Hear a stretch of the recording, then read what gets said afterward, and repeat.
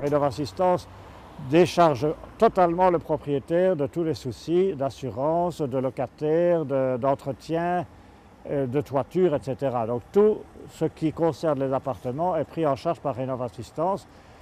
Et nous-mêmes, Rénovassistance, nous déchargeons une partie de notre charge sur l'agence immobilière sociale qui gère au jour le bien. Nous avons proposé aux propriétaires un bail de 20 ans, ce qui souvent est difficile à accepter par les propriétaires, mais c'est impossible de récupérer l'investissement en un temps plus court.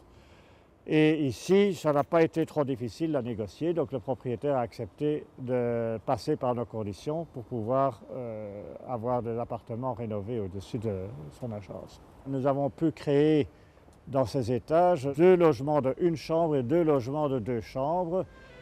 Bonjour madame.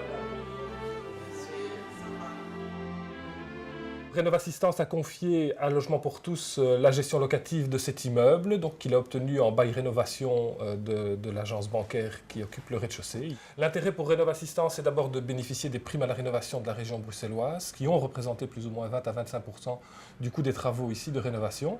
L'intérêt aussi est bien sûr d'avoir une gestion tranquille, pas de soucis, garantie de paiement du loyer chaque mois, que le locataire est payé ou non, que l'appartement soit vide ou occupé. Garantie également que les dégâts locatifs qui seraient supérieurs à l'usure normale ou à la vétusté seront couverts. L'agence immobilière sociale va s'occuper de tout, trouver les locataires, établir les baux, état des lieux d'entrée, de sortie, établissement des décomptes de charges, et va également suivre pour le propriétaire la remise en état entre 2 locataires et les travaux qui devraient être réalisés. En 12 ans d'activité, on a eu, je dirais, 2 gros sinistres de dégâts locatifs importants. Pour le reste, c'est vraiment tout à fait classique.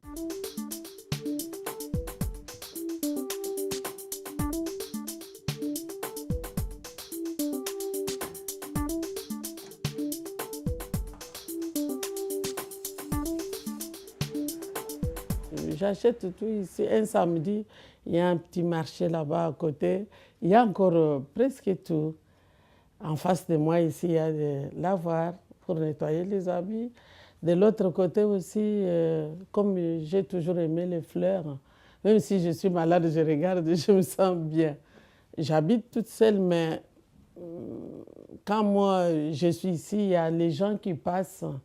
Et ça me fait du bien, je sens que j'habite au milieu d'autres personnes.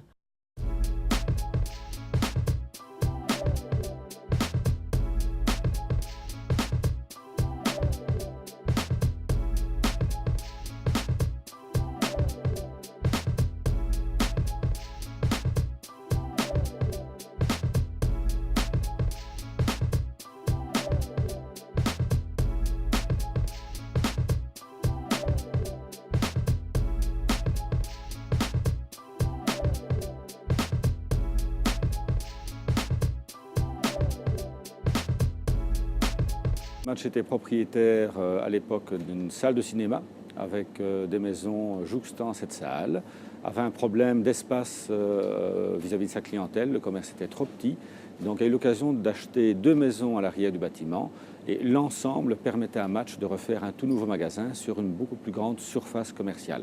La problématique était également de gérer l'immobilier en élévation et donc effectivement d'envisager de faire du logement ou des bureaux.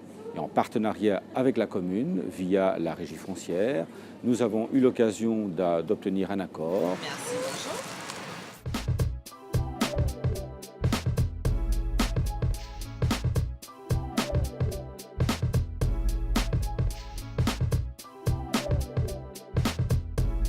solution a été trouvée finalement de faire un bail emphytéotique de 55 ans. Depuis 1994, la commune est entrée en contact avec la société Match, grâce au contrat de quartier à l'époque, le premier Theodor Verhagen. Il y a eu un premier canon de 400 000 € qui a permis le démarrage du système et qui a permis au Match de faire ses démolitions, parce que donc le Match, lui, de son côté, s'était engagé à désengorger l'îlot et donc à démolir un maximum. Une fois la démolition effectuée, c'est la régie foncière communale qui a pris en charge tout le suivi des travaux, les cahiers de charges, la désignation des architectes, le suivi du projet. C'est un très beau partenariat communal puisque d'un côté on désengorge un îlot, on est en plein cœur du contrat commerçant et on crée 17 logements d'une grande mixité puisqu'il y a autant des 4 chambres que d'une chambre.